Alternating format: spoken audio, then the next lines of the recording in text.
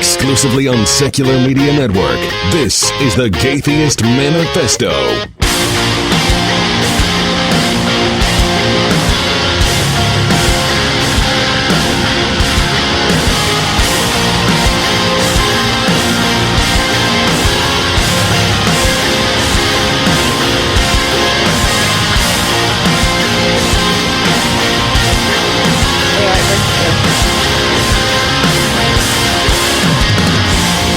Hello and welcome to the Gaytheist Manifesto, your source for news, commentary, discussion, and debate at the intersection of the atheist movement and the LGBT rights movement. I am your host, Callie Wright, joined as always by my co-host, Ari Stillman. What's up, Ari? Hi, I have clever things to say as always. Just not right now, maybe. Maybe in a few minutes after I start cooking some stuff up. I don't believe you. So, that's a good plan. So, the military ended its ban on transgender troops openly serving recently. That's pretty cool, right? And I've wanted to do a military-focused episode for quite some time, and other kind of news items and stuff have kind of gotten in the way. But I think this is the perfect occasion to do that. So we've got two guests today. We have Brynn Tannehill, who is a journalist, former military, and director of advocacy at Sparta. So welcome, Brynn. Hey. Good And afternoon. we also have Fiona Dawson. Fiona Dawson is a multimedia director, producer, and writer. She directed the short Transgender at War and in Love and created the media project Transmilitary, which intimately shares the lives of American transgender service members risking discharge. Welcome, Fiona. Thank you very much, Callie and Ari. Great to be here. So this is obviously a pretty deep subject, but honestly, what I'm curious about, just how is everybody feeling? Is this just awesome? Or are there qualifications that it's like, this is cool, but it could be better? Brynn, why don't you start? So I would say it is somewhere between this is awesome and there's a few things down the road that we're going to have to keep working on. That this is a great step forward, and most of the policy is absolutely fantastic, but there's some other parts that we're going to have to keep working on. And Fiona, what are you thinking? Oh, for me, I'm absolutely thrilled. Brynn and I and several other people have been working passionately at this issue for several years. And so when we finally got the news that the ban was ending, for me, I was in a flood of tears of relief. It helps me in terms of the film that I'm making, so we know exactly what our ending is going to be. But similar to what Brynn alluded, while we're celebrating, we've achieved a huge milestone, I feel that my job certainly continues, because we can change all the policy in the world, but if we don't shift hearts and minds, then we're not going to see the outcomes that we want. So. Well, right, and that was going to be my next question, because we all know, we can fix laws, we can fix policies, but that doesn't necessarily fix culture. So, what's ahead with that? Brynn or Fiona, whoever wants to take it. So, as a good friend of ours once said, by the name of Sue Fulton, who is also chairman of the board with Sparta, that, if the Marines can accept transgender people, what's your problem? And I think that this is going to start reshaping the narrative about transgender people in the U.S., particularly when they go on deployment, and do things that are considered patriotic, virtuous, honorable, heroic by anyone else. When when a person is confronted with a transgender person in the military doing these exact same things, they're going to have to reconcile this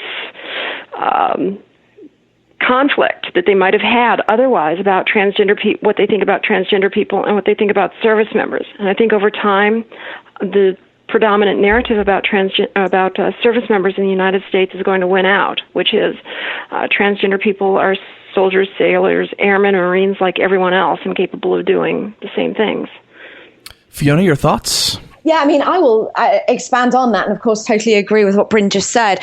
When we started our film, when I first started Transmilitary in 2012, the idea back then was really to create media that puts a face to service members as a way of advocating for open trans service.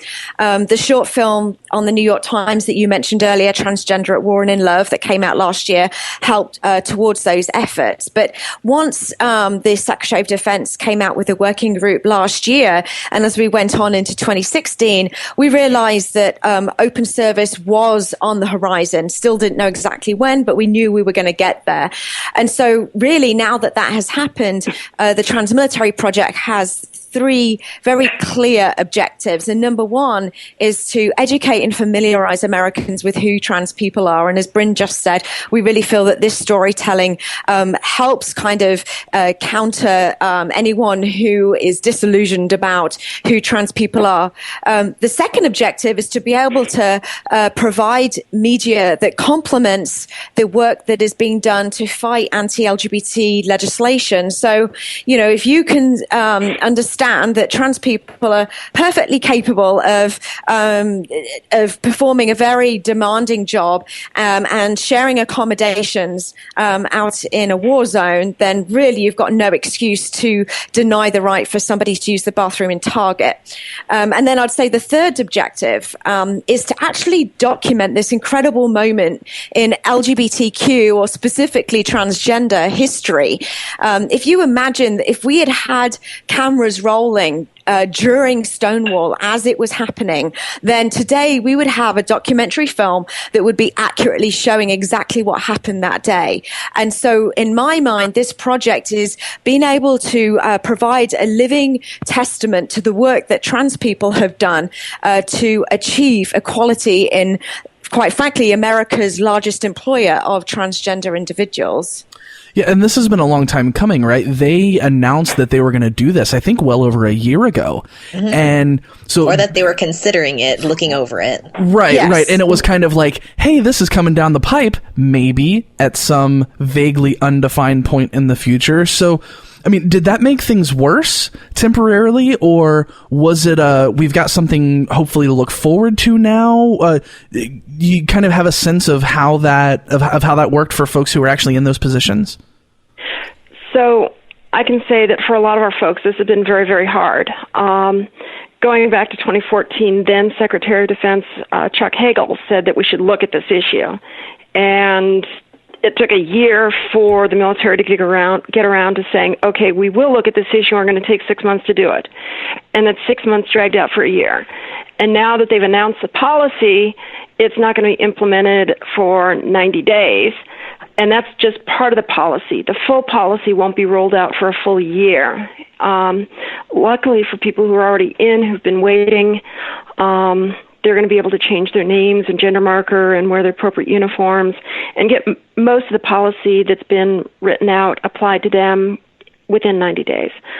That's the good news. Down the road, there's some problems with the accession policy, the policy for bringing people into the military who are trans. That's going to cause some problems down the road. I suspect, strongly suspect, believe. We're going to have to keep working through that. But being in limbo for so long has been very, very hard for service members, where they can't get kicked out for being trans since July of last year, but they can't get medical treatment. They can't change their military paperwork. Many of them are very, very far down the road in terms of transition, both social and medical, that leads to leading a dual existence that they can't reconcile or fix until now. Wow. And so let's talk about the policy for a second, because I haven't had the chance to read through the whole thing. I've kind of got a few of the nuts and bolts, but I've also heard that the policy kind of isn't, I mean, it's not perfect, which no policy is ever gonna be. But could you talk about some of the problematic things that we might want to try to fix? Well, let's start with the good parts, okay? Yeah, let's for sure. Start with, there is a lot of good in here. So it is adding gender identity to the protected classes within the military, including race, sex, national origin, ethnicity, same things, and sexual orientation. So transgender service members are going to be protected under the Equal Opportunity Policy. We're getting a policy that allows people to transition, that does it that gives them some protections from commanding officers who might not want them to transition. It is going to give them access to any and all medically necessary health care, and that's huge. That makes it probably one of the best medical policies and transition policies in the world with any employer, and we're really proud of that. So there is. They've also drawn up guidance that basically says, no, you can't raise a religious objection to having to serve with transgender people. You don't get to quit the military. You can't refuse to work with transgender people. We are a diverse and pluralistic society, and you don't get to pick and choose what classes of people you want to play nicely with. Wow, that's huge. So yeah, I mean, there's a lot in this policy that's really, really, really good. The one really difficult area is going to be bringing people who are already out as transgender people into the military. And that's not going to be put in place until next year, one full year from now. And it's going to require that anyone who is joining the military has been stable in their social role for 18 months, stable on hormone, or if they need medical care, they have to have been stable on their hormones for 18 months. They can't have had any surgery within the past 18 months. But the real problem is that the person has to have completed all medical aspects of transition before they can join, which is to say, basically, trans people who want to get into the military either have to have come from very rich families, so they could pay for everything and have spent years, earning money out in the commercial world, because it's usually, you can get trans health coverage from like Walmart or Target CVS or Walgreens or Target, but it's going to take a while to earn the money to do that. Or you can come from a wealthy family. Or you can say that, no, I don't want any more treatment, which basically precludes you from getting more treatment once you join the military, or you can lie about being trans. So the policy for accessions, for bringing people on board, is the only people it's going to let in who are honest are ones who probably are less likely to join the military anyway. Well, yeah, and that's kind of what I was thinking, because, obviously there are plenty of people who join the military because that's what they want as their career, but for some people it is a way out of poverty or a way out of, a bad neighborhood or something like that. They do that because it's, somewhat stable financially, you get healthcare and that kind of stuff, so that sort of excludes that segment of our community from being able to have access to that. Yeah, I'll let Fiona talk to that. She's interviewed so many people with the Trans Military Project. She can comment more effectively even than I on what reasons people she's interviewed have joined the military for. Yeah, let's hear it, Fiona. Yeah, there was a very interesting article featuring two Sparta members who are also in the trans military film, Captain Jennifer Peace and Staff Sergeant Patricia King. It came out like a day or so ago, and the title is, why do trans people join the military? And I think that their comments were really reflective on, what I've heard from trans service members over the years, where it can really be a combination of things. But the first drive out of the gate is really to notice, as Brynn just said, that trans people join for the same reasons that cis people join the military, in terms of having a career, having a job that makes you feel like, you're more than yourself and you're giving back to society, and, you sense of satisfaction and accomplishment, not to mention the stability when it comes to living arrangements and healthcare and so on and so forth. Now, there is kind of like a generalization that you do hear some people allude to, and that is, where trans women might go into the military because they're trying to fight the feelings of knowing themselves to be a woman, and so they go into the military as to quote unquote man up. And then on the other hand, you have trans men that will go into the military because it's such a masculine environment that they can feel really good about being seen with more masculine traits and being seen as the man that they know themselves to be. And so while you do hear trans people say this, I really don't think that we should be dwelling on that as the primary reason. It really comes down to, the military providing all the aspects of life that anyone wants, including educational benefits for some. I know that one of our main characters, he primarily joined because, he wanted to be able to have the educational benefits. And then once he got in, he realized, wow, this is a career that I really, really love.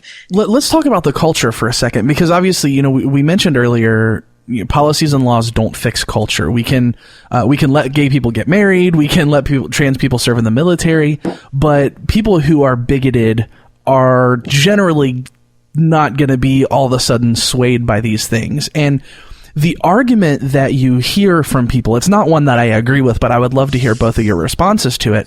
The argument that you hear is that when you force this on people by changing these policies, that you hurt your cause, because you're now taking this person who is uncomfortable with a trans person or uncomfortable with a gay person, because Don't Ask, Don't Tell was just taken away a couple of years ago. When you force people into these situations, you actually hurt it.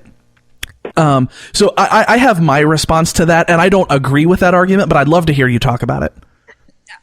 Brynn, are you ready? I'm ready to jump on this, but I'm ready to jump all over this one too. I think that's absolutely ludicrous. That's like arguing that integrating the military in 1947 hurt black people, that letting women into the academies in 1976 was bad for women, that letting gay people serve openly in the military was bad for the gay rights movement, when in fact all three of those things have led directly to benefits for those classes of people outside the military. The integration of the military led directly to the beginning of the civil rights movement in '56 and Brown versus Board of Education.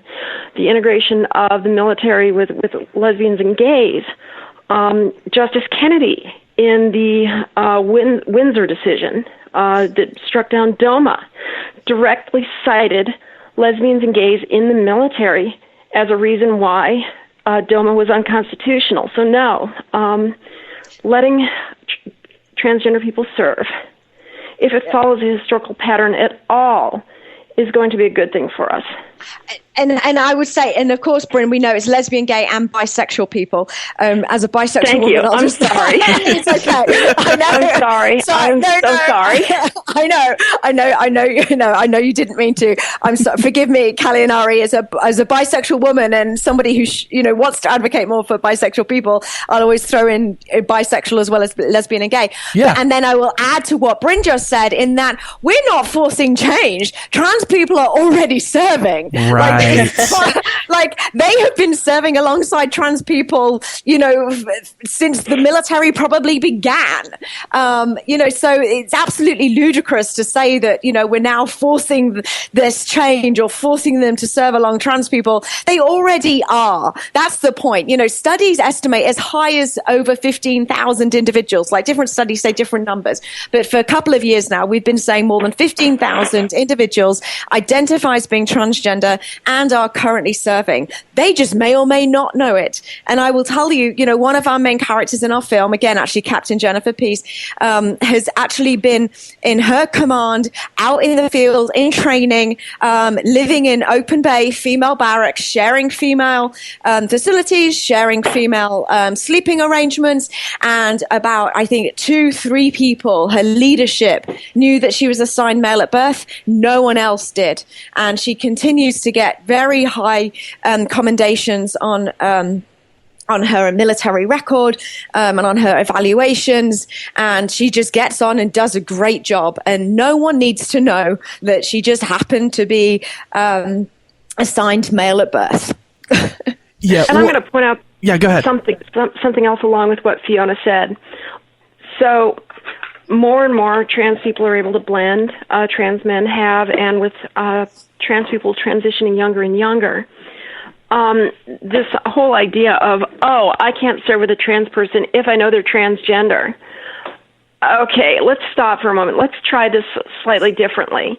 Let's say someone said, well, I'm okay with serving with somebody who's Jewish as long as I don't know they're Jewish. Whoa, that's horribly anti-Semitic. Right. But when you say that about a transgender person, it suddenly becomes okay. Absolutely. Yeah. For me, I think it kind of comes back to a basic question of the kind of society we want to live in, right?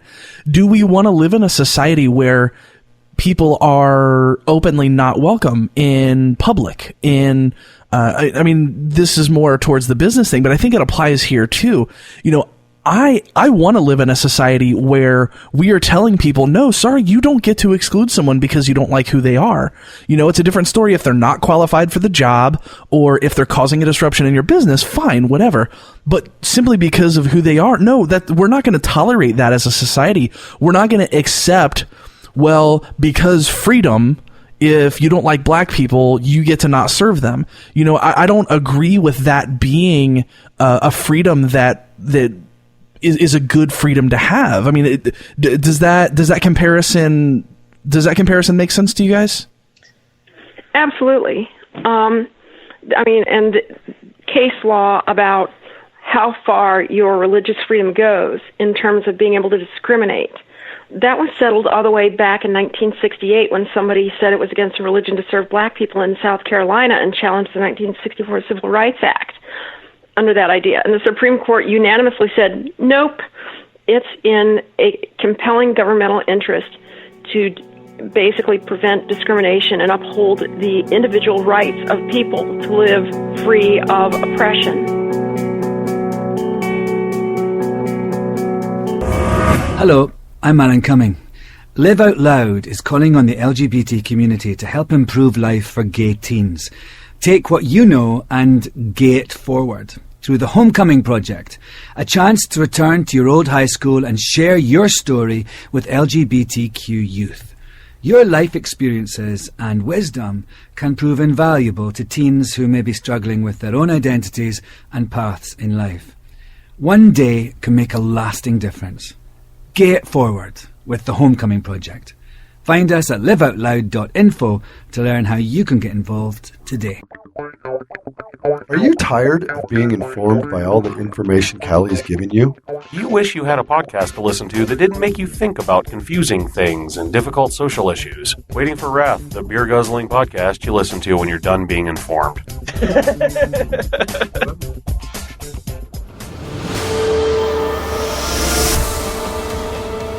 Here's an excerpt from The God Virus by Daryl W. Ray.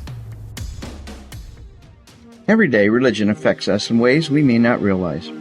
It makes your Uncle Ned spend hours praying for you. It gives your Baptist neighbor a reason to reject her own child who married a Catholic. It teaches your Pentecostal sister to spank her children to keep them from going to hell. It requires a Catholic priest to deny his sex drive. It causes people to give enormous amounts of money to religious organizations and causes you to avoid talking to your cousin Jenny for fear she may try to convert you to Jehovah's Witnesses. Religion has both obvious and subtle influences on you and on society.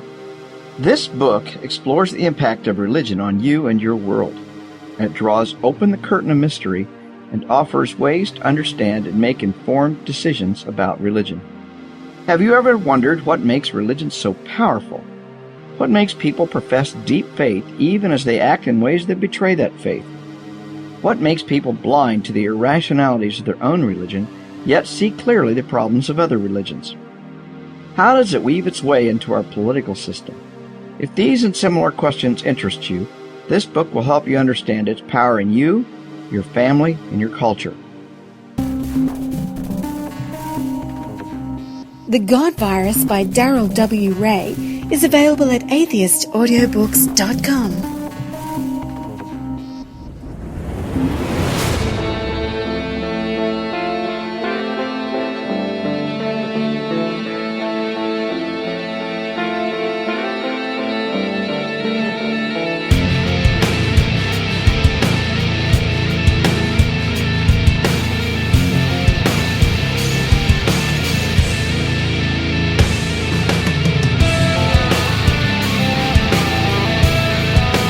so what challenges do people face on an interpersonal level? Because I think there's a stereotype that, I have lots of military friends and they all kind of describe it this way. There's the stereotype that the military is a very macho, very conservative place. And, even if there are policies in place, that on an interpersonal level, things can still be made very, very uncomfortable and very unwelcoming for people. So, Fiona, in your experience interviewing all these people, is that a thing that a lot of folks have run into?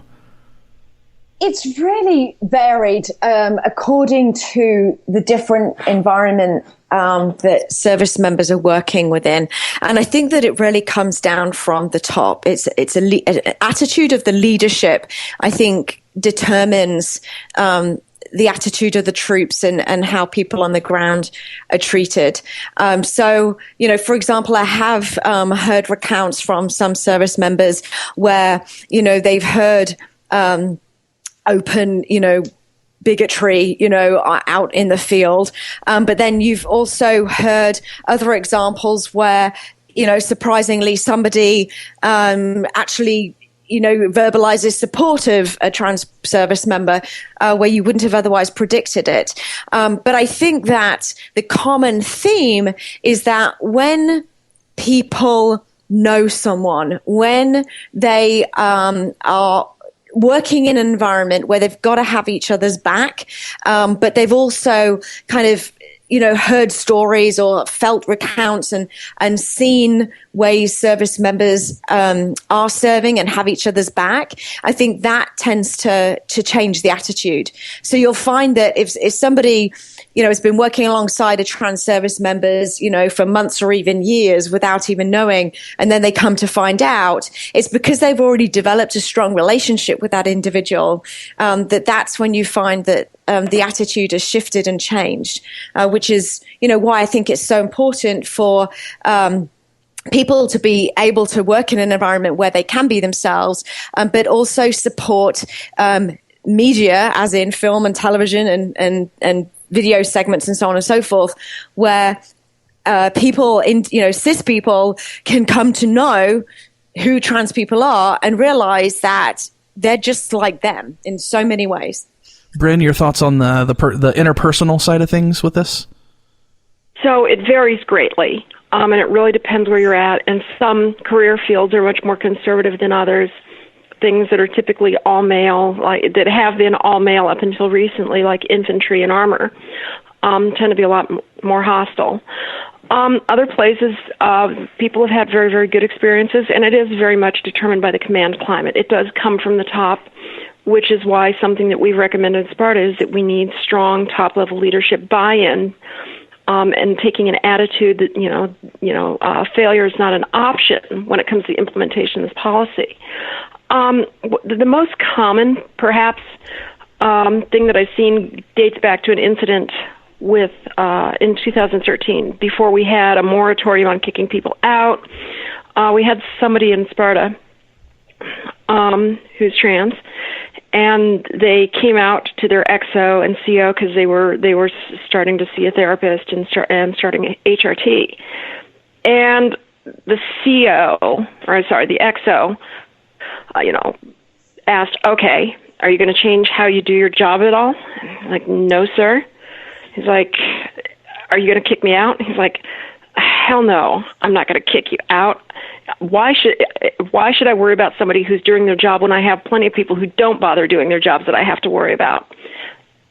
That's kind of the most common military bottom line up front attitude of, okay, does this affect whether or not we get the job done? No? Then I don't care. Right. Well, and that's kind of been the primary argument for people who are opposed to this, right? As they say that it's a readiness thing. And the argument, I think is, it comes along, people are going to be emotionally compromised and physically compromised with surgeries and all that kind of stuff. And I think that's largely been the argument. And, part of me, I get it. If, you're in a place where people's lives depend on you doing your job, obviously there have to be provisions made for that. So the idea being that when you're in that position, someone says, can you do your job? Okay, then why do I care? That's kind of the attitude.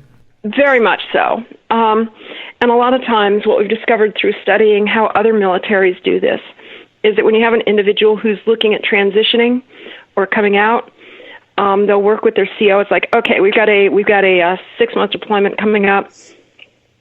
Can you start HRT and get stable on that before then? Yes. Can you hold off on anything else during that 6 months where you're starting HRT? Great. Can you transition when you get back? Yes. Okay, great. We've got a timeline. And it doesn't, and they work to ensure that it doesn't interfere with things that absolutely have to get done, unless medical necessity precludes it. But they'll also try and work with the service member to try and schedule things, and have a transition timeline that works with the unit to try and cause the minimum disruption possible to deployments and training, unit readiness, cohesion.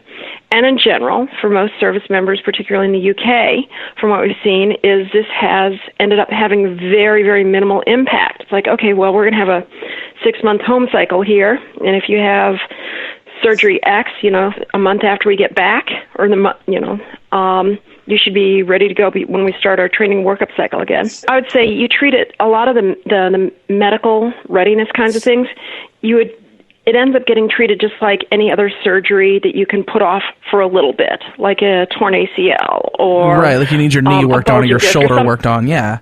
Yeah, it's like, okay, you're dealing with something that's chronic and unpleasant, but you can hold off a little bit longer until you're in a position to get it taken care of and get yourself up to 100%. I mean, and of course, as Brynn will agree as well, not all trans people require the same number of surgeries, as it were.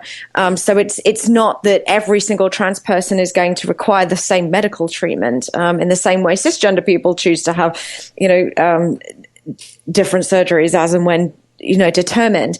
There is an organization called the Palm Center based out of San Francisco that has done a lot of research on LGBT military issues, and one of the studies that they produced that actually debunked the myth back when we were fighting Don't Ask, Don't Tell about it affecting unit cohesion demonstrated that allowing lesbian, gay, bisexual service members to serve was not going to be detrimental to unit cohesion. And so that you find the same thing as well, when it comes to trans service. So, research has backed up that this is not a problem for the military. Their research has also demonstrated that any additional medical costs are insignificant.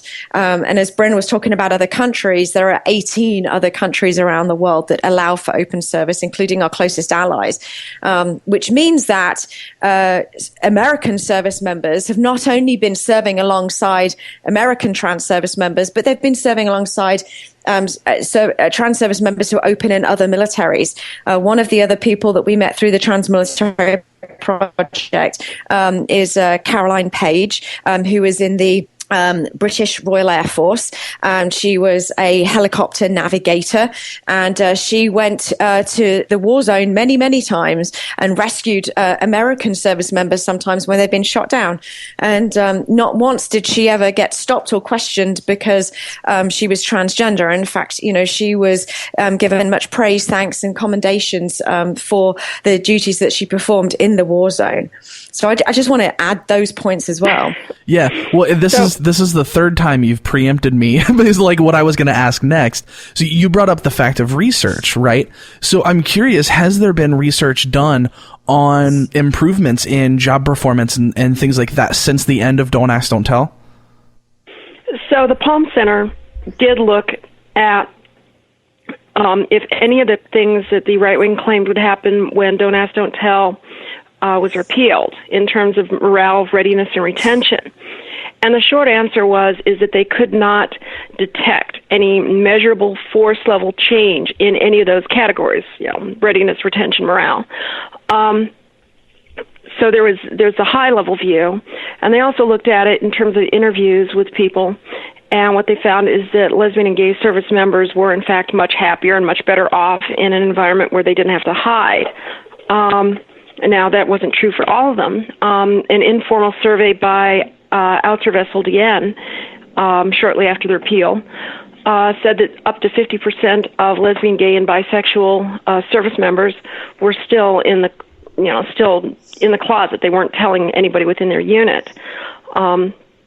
But they've also looked at Canada. They didn't find any particular change in Canada's military force readiness being affected by allowing open transgender service. That was a separate study from the one the Palm Center did. But overall, this has been looked at several times with several different countries, and at a national level, no, there has been no detectable difference in morale, readiness, or retention. And so we're predicting with this basically the same outcome, right? Like, if anything, I would imagine that it would help because people aren't hiding. People know that they're going to get, at least in theory, the support and the access to healthcare and things like that they need, and they don't have to lead these double lives. So, I mean, I would almost think that things would get better. Well, here's the thing, is that the transgender population is such a small percentage of the military that it's going to be tough to detect any differences within the margin of error. Right, that makes sense. At a force level. But for individuals, yes, this is going to be huge. This is going to make a world of difference for people being able to get the medical care they need, be able to transition, be able to be themselves, stop hiding. In short, we expect the mental health outcomes for transgender people that are supported to improve as it has for other transgender people when they've looked at the effect of receiving medical care on other transgender populations that aren't closeted, and the results are almost uniformly, yes, their lives get better when you give them an opportunity to live in an environment where they have access to medical care and free from harassment and retaliation. Go figure. Right, yeah. I like weird. this line of thinking because it's not actually something that I had thought of before. You know, the whole argument against repealing Don't Ask, Don't Tell was that, you know, people would be uncomfortable if they knew that someone that they were serving with was gay or bisexual or in some kind of same-sex relationship, and that would, you know, affect the morale and cohesion and everything. But you never actually thought about the actual people themselves, like if they're not allowed to be if they're not allowed to be open about who they are and they're constantly afraid of people finding out about their relationship or about their identity, then, you know, it's going to affect their morale. And it's like the whole argument is just based on assuming that the straight and cis people are going to be, you know, bigoted towards them. It's like, it's pretty much blaming the victim almost. Like we want to keep transgender people out of the military because of how crappy the cis people are going to act. It's like, you know, people who, are against children having two parents of the same sex because people are going to bully them. Well, that's not their fault. That's kind of your fault if you bully them. Well, another thing is from a practical standpoint, and Fiona mentioned it, Carolyn, is it Carolyn Page? Yes, the helicopter navigator? Caroline Page. I mean, seriously. Okay, you've got, you know, an American pilot who's been shot down, being winched out of the ocean, and do you think they're going to say, no, I don't want to be rescued. I'm going to wait for a helicopter that doesn't have transsexuals on it. No, you're going to, you know, put the, you know, horse collar around yourself, and you're going to get winched out of the ocean before you freeze to death. You're not going to dither about who the hell's manning the hoist. Right. Sorry, I used to be a helicopter pilot. Oh, you're good. and so I was a search and rescue pilot. So I don't, you know, when it comes down to it, when everybody's relying on everybody else, at some point you just have to stop caring unless you want your life to be one that's singularly neurotic and unpleasant. Well, right. And I mean, and it's, of course, it maps to the broader argument, right? Because whenever we're talking about, you know, non-discrimination laws for gay people, letting gay people get married, the trans bathroom laws, basically anything that gives LGBT or T people any extra rights, the conversation is always surrounding, well, how is it going to affect everyone else? Like, I don't care. Maybe if you're so uncomfortable with working with different kinds of people, maybe you shouldn't be working in that environment. This seems like a you problem, not a them problem. Exactly. So, Fiona, I want to ask, can I play host for a second? Yeah, do it. Absolutely. Okay. So, Fiona, I'm speaking to you as a cisgender woman. Yes. Who's obviously always been a cisgender woman. How has sharing a bathroom with transgender people affected your life? Oh, no. It's about to get real. It's so about to get real. How do I answer this with wit yet? I'm just going to say the listenership to my show. I'm just going to say the listenership to my show is probably 85% United States. So the accent gives you an advantage right away. I'm just going to throw that out there. So That's just true. Whatever you say, it's going to sound smart. Right. So just do your thing. Why do you think I live in America? Well, no. Oh yeah. Thank you. That's British privilege. That's good. I seriously. Well, I mean, oh my God, I really wish I could answer this question with something humorous. I mean, but quite frankly, when I've shared a bathroom with a trans person, I think I've just forgotten that they're trans. Right. Because you're there to go to the bathroom. Shared bathroom with my friends. And I think, every now and then you might walk out with one of your friends and then you're suddenly reminded of the bigotry that exists. And there's this whole issue with bathrooms and you suddenly realize, oh, I just went to the bathroom with my friend who happens to be transgender. That's interesting. But that's it. I mean, all of us on this call have probably gone to some kind of event or conference lately, right? Where now more and more people are putting up signs over the restroom and making them all gender neutral, yes. In hotels typically. Ari and I have selfied in front of one. At the American Humanist Association conference in Chicago, and there was a gender neutral restroom, and I went in and there were men peeing in the urinals, and I just went in the stall, did my business, and went out, and no one got hurt. It was awesome. Yeah. It's great, isn't it? I mean, it's kind of fun, yeah. It kind of builds a sense of camaraderie and community, And as a cisgender woman, when the signs are covered and you're not quite sure if you're going to walk into the restroom with urinals or not, you have this moment of apprehension because you know that if you go in the ones with the urinals, typically it's going to be stinky and smellier. So you're going to have to brace yourself, And then you walk around the corner and you realize and you see the urinals and you're like, cool, I'm being this proud cisgender ally and I don't care about doing my business when there's a urinal right there, So, and sometimes, you never know what you're going to get really. And then, the times you walk in and you find that there aren't any urinals and you realize, wow, I'm going to be able to go for a pee and not have to hold my nose. That's good. Listen, I will tell you, as a person who spent most of my life going into men's bathrooms and now uses women's bathrooms, it gets just as bad in either one, in my experience. Well, also though, okay, so I was talking with one of my friends, Layla Ireland, who is in the film, and if you've seen Transgender at War and in Love, she's the service member who is engaged to Logan and in that film. And she and I were hanging out and we were talking about this whole bathroom issue. And we concluded that actually, I think the biggest health hazard are people not washing their hands. Yes. So, it doesn't matter. Hand washers from the back.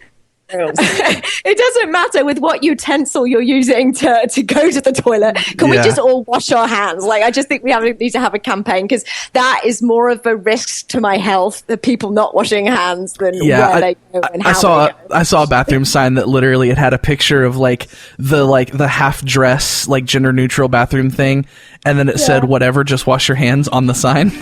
So yeah.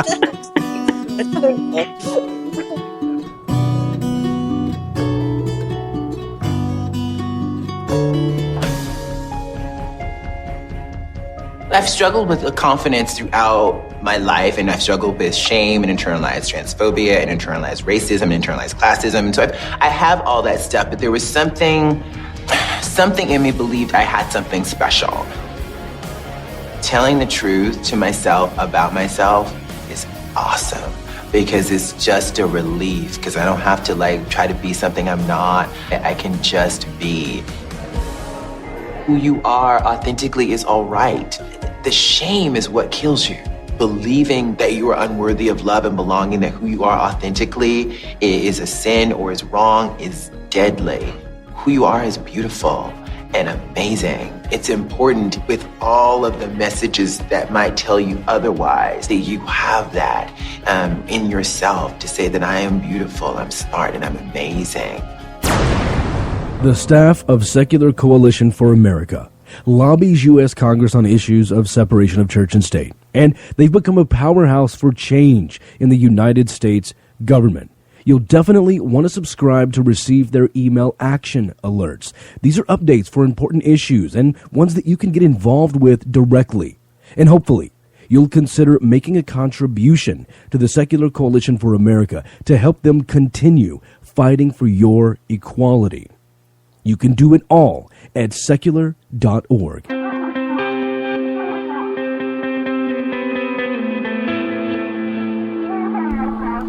Before we jump back into the show, it's time to thank our patrons.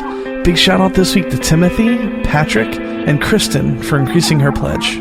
Thank you all so much for believing in us enough to contribute to us financially and for being a part of this movement. Patrons of the Gaytheist Manifesto have access to all sorts of cool stuff like a big shout out on the show, premium content, including an audio journal I've decided to keep documenting the more personal stuff I don't dive into on the show, and an exclusive patrons-only hangout once a month. If you're so inclined, head over to patreon.com/The Gaytheist Manifesto to become a part of this movement and support the show. Thank you.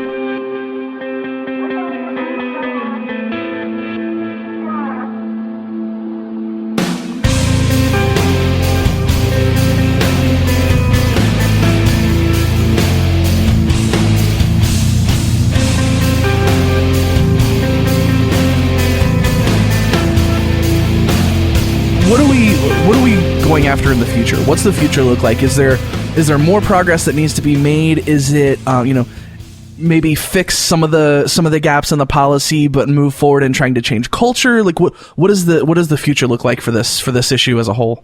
Well, I already kind of highlighted. I think the future is going to be how do we make it easier for transgender people to get into the military, who want to join the military. And I think that changing that's actually going to be pretty easy. It's going to take a few lines of policy. It's going to take probably a year to wait for the policy to be implemented, and then we're going to have to observe it for 2 years, and then we're going to have to put in recommendations. And the recommendations I know that are going to come out of it probably are going to be just do what the Brits are doing. They're doing this a lot smarter than we are. Because they have a policy that makes it significantly easier for people to get into the military if they're trans without requiring them to have every possible medical procedure they ever might want for the rest of their lives already done. And I think that'd be a smarter way to do it. Assess the person as they are here. Can you take this person standing in front of you and deploy them? And if the answer is yes, as they are, they can go forward. Okay, great. Then they should be accessible. Down the road, though, and Fiona alluded to it, is culture has to change. There's a couple of congressmen, some senators that have gotten morally indignant over this whole thing, and I don't think it's going to go very far. But still, there's that. Culturally. You can have somebody who's, got a Purple Heart and a bronze star with a Combat V, who's stationed at Fort Bragg, North Carolina, who's a hero on base, and the instant they step off base, they're not even allowed to use a roadside bathroom because they haven't had a particular surgery, when even the DOD recognizes their gender. There's a lot of threats of violence against transgender people. There's still a lot of narratives that are being pushed by the religious right about transgender people, that they're perverts and dangers to women and children, and that transgender kids need to be put into reparative therapy and fixed. There's still a lot of work to do. This is a great policy change, and it's going to help move the narrative about transgender people forward a lot faster. And it's an important step, and potentially even a crucial step, one that we couldn't move much further forward without having it happen. But it's just one step. There's so much left to do. Absolutely. Fiona, your thoughts? Yeah, I echo everything that Brynn just said. And I mean, I'm thrilled to see that things are on the path to how we predicted in terms of changing culture. As Brynn talked about earlier very eloquently, that societal or cultural change happens in the military first. And once it's happened in the military, we can then bring it into civilian society. And the latest example being the repeal of Don't Ask, Don't Tell, which preempted the drive for marriage equality across the country. So my hope is that now the ban has been lifted, which means that America's largest employer of transgender individuals is actually providing an equal work environment for them, that we can then use that to drive workplace protections potentially across all employers within the United States. And, when we see service members performing their jobs, then we get to familiarize and humanize them to greater society. And it's basically a tool to be able to counter the transphobia that we see in the rest of our world. And for me, now policy's been changed. The mission of the Trans Military Project just has to keep working even harder to be able to shift the hearts and minds. Very cool. This has been a fantastic discussion. We've only got a couple of minutes left here, so I want to give you both a chance to talk about projects you're involved with. So, Brynn, do you want to talk about? I definitely want to hear more about Sparta and what Sparta does and your involvement with them. But if there's anything else, any other projects that you'd like to talk about, go ahead and just wax poetic for me. So, I've been involved with Sparta since its inception in 2013. And even before that for a year when it was part of Out to Vessel again. My role has shifted over time from supporting membership to being the in-house policy wonk and researcher, including doing qualitative and quantitative research in order to build Sparta's case within the DoD for open trans service. I'm also a board member with the Trans United Fund. It's a 501c4 representing trans interests at a federal level. It's a startup, and our goal is to push for better federal policy on trans issues, and also to work with organizations at the state level to help stand up trans organizations at a local level. Very cool. And can we talk about? I don't think we actually talked about what Sparta actually is as an organization, what the mission is. Well, Sparta's mission is essentially at this point to advocate for LGBT service members, and with a particular focus on transgender. And it was founded in the aftermath of the end of DOMA and the end of Don't Ask, Don't Tell, when the LGBT community had achieved most of its primary goals, except for getting an EO policy inclusive of sexual orientation within the military. And the trans community had made absolutely zero progress, and there wasn't a lot of funding, there wasn't a lot of external support, and there wasn't even a lot of belief that this could be changed in the short run. The fact that from the moment go to we won was 3 years, when everybody was expecting it to take 10 to 20, with some people saying if you're really lucky you might do it in 5. Very cool. So Fiona, you want to talk about what you're involved with?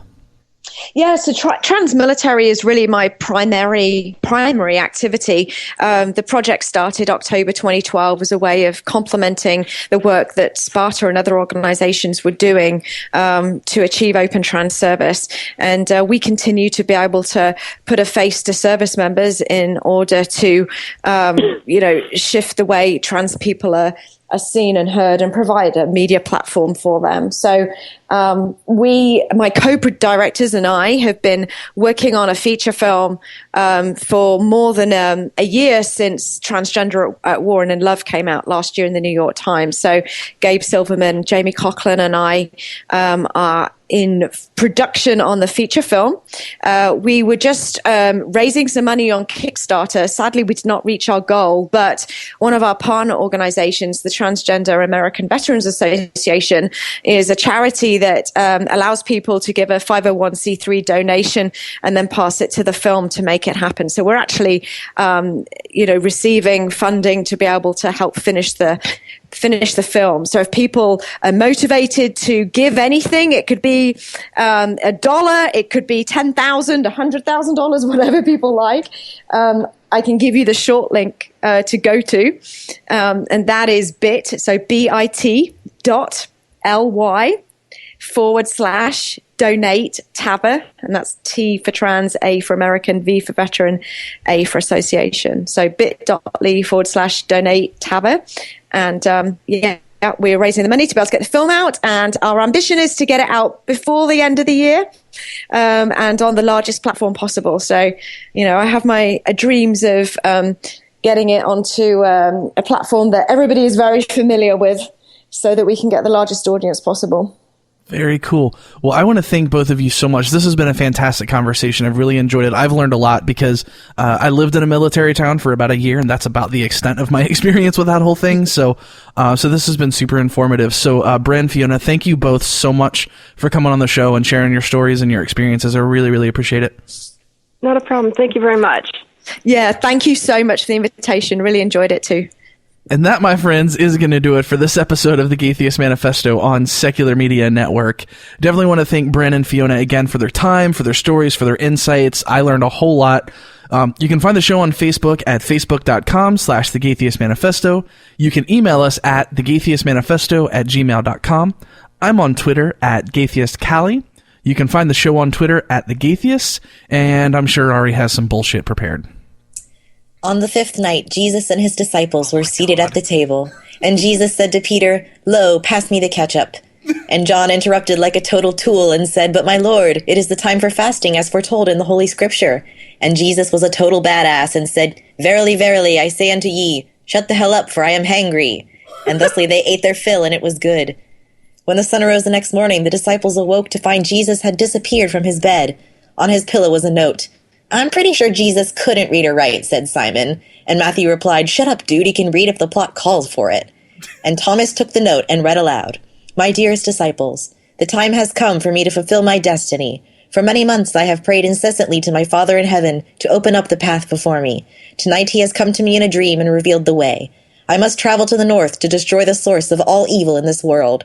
There's a gastro brew pub in Seattle that uses factory farm chicken pumped full of antibiotics and hormones. And my Father has revealed to me through the Holy Scripture that the kingdom of heaven cannot be made on earth until the very last feathery squawker has been freed from its caged prison.